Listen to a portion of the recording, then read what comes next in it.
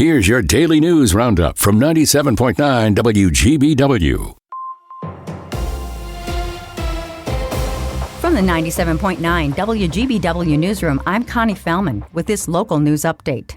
The 34-26 loss wasn't the only heartbreak for the Packers in Mile High City.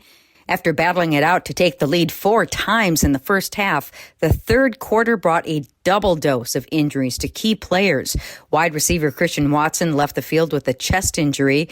Then star pass rusher Micah Parsons went down with what's believed to be a torn ACL with just 44 seconds left in the third quarter. The loss puts the Packers back behind Chicago ahead of their Soldier Field showdown next weekend. Some lucky school kids in Green Bay are in for a special treat during story time today. Packers players are reading them stories as part of free book fairs supported by the Packers.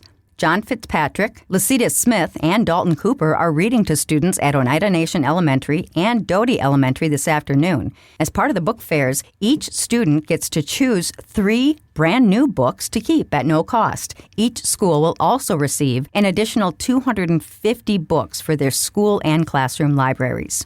Tubing season on Aaron's Hill is officially open, with weather conditions allowing for ample snowmaking and Mother Nature providing plenty of her own. The top tubing spot in Green Bay should be in great shape for the season. With extreme cold like we had over the weekend, though, people are reminded to check Titletown's website and social media platforms for the most up-to-date information on any closures or cancellations.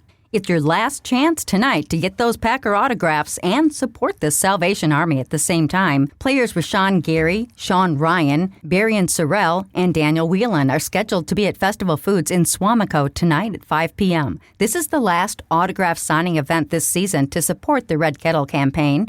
Fans are asked to donate a minimum of $50 in exchange for an autograph. All proceeds go toward helping families in need, seniors, and people experiencing homelessness in the Green Bay area. So what is up with this Christmas pickle tradition? Have you ever heard of it? Does your family participate in the festive pickle pursuit? A lot of people around our area do. Here's the tradition. A glass pickle ornament is hidden deep within the Christmas tree. On Christmas morning, when kids wake up to find gifts from Santa under the tree, they also look for the pickle. The first one to find the Christmas pickle inside the tree gets an extra surprise Christmas morning. They may get to play elf and hand out presents or get a small extra gift themselves, in addition to the good luck that comes with finding the pickle. So where did this tradition come from? Many say it's a German tradition called Weihnachtsgurke. That's German for Christmas pickle. One fun story goes all the way back to the American Civil War when a Bavarian-born soldier was captured and taken prisoner. On Christmas Eve, the starving man begged the prison guard for a pickle. The guard provided the pickle, which the soldier later credited with saving his life. So after returning to his family in Bavaria, the man started a tradition of hiding a pickle on their Christmas tree each year. Isn't that fun? Well, it's not true.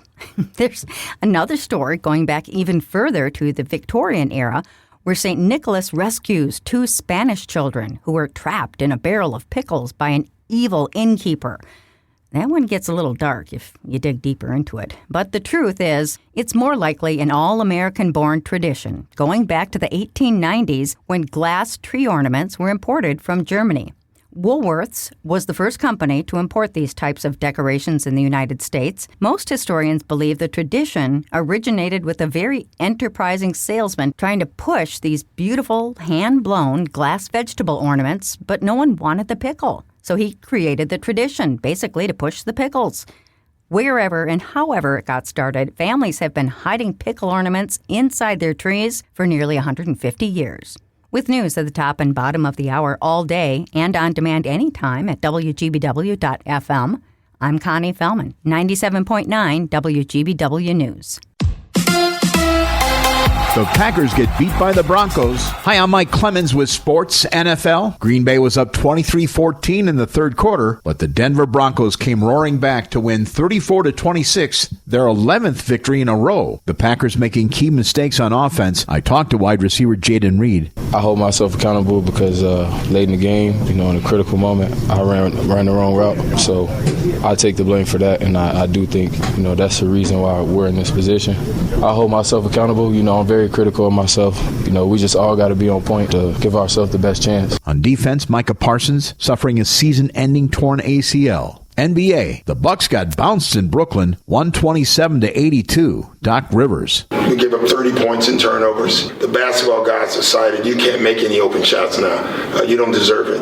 So that was disappointing. Probably one of the more disappointing games I've ever been involved in. That's Bucks head coach Doc Rivers. With sports, I'm Mike Clemens. It is going to be partly to mostly cloudy today with a high in the low to mid-20s here this afternoon with just a light westerly breeze. Tonight, mostly cloudy. We're going to drop to between 5 and 10 for an overnight low. Tomorrow, mostly cloudy with a high in the mid to upper 30s. I'm meteorologist Sean Cable. That's your Green Bay News Roundup from 97.9 WGBW. Subscribe to this podcast on Spotify, Apple, or wherever you get your podcasts. And find more news anytime at WGBW.FM.